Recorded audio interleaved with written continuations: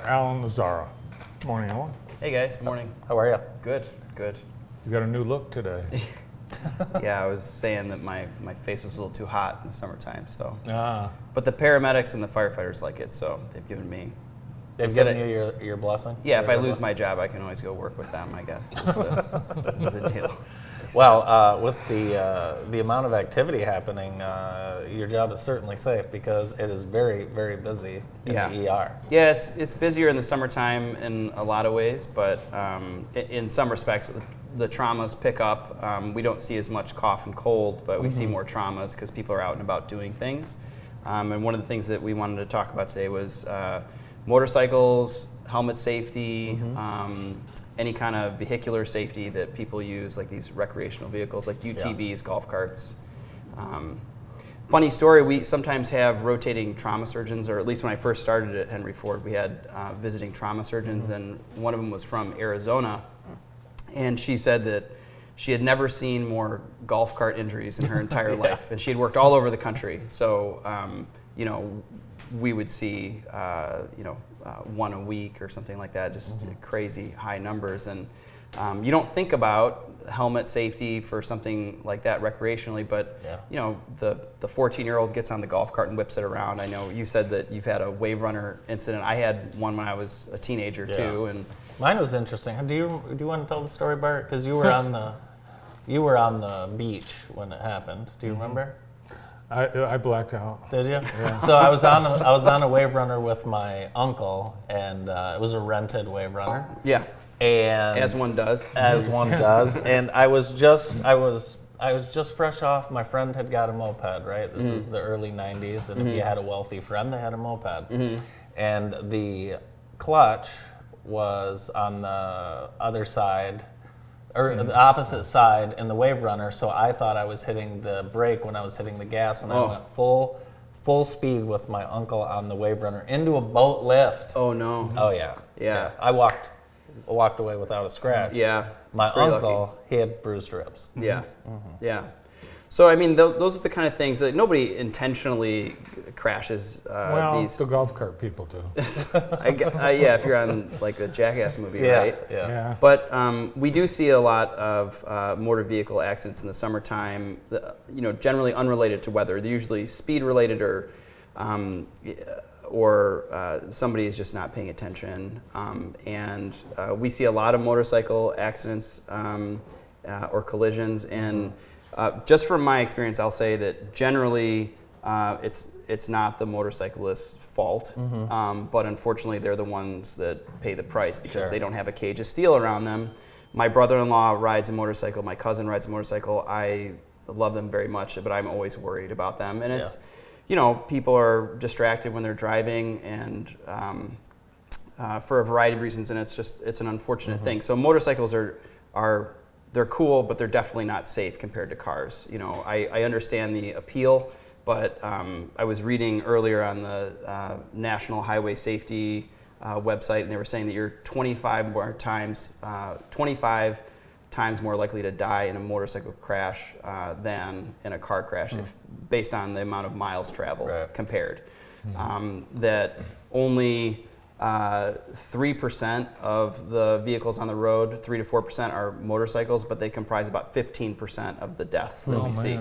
And that doesn't even count the injuries that we see. When I was a resident, I used to work at University of Michigan in the trauma burn unit. I did 3 rotations through there, and we would see just horrible accidents of people mangled, and head injuries, pelvis injuries, and stuff that is generally not going to just magically get better over time. They're going to have arthritis for the rest of their life, or a brain injury that's going to affect them for the rest of their life. And so one of the best ways to reduce that is to wear a helmet. And I know that's controversial. I know people don't like being told what to do. Well, let's tell people what happens in the ER. You've treated people that you've received from an accident that were wearing a helmet and weren't wearing a helmet. For sure, there's a big difference, and it depends. Just like when you see somebody who's wearing a seatbelt and somebody who's not. People who are wearing seatbelts are generally not. Cars are so safe nowadays, and they've done amazing things with all the airbags and the crumple zones and everything, that we'll see somebody who can walk away from a horrible accident. The pictures that we see from paramedics it doesn't even look like a car anymore. And then you see somebody who didn't wear their seatbelt, and it's a night and day. And so if you have somebody that you love who rides a motorcycle, please encourage them to wear their helmet. They have super cool ones nowadays. I think like Predator helmets and all sorts of paintings.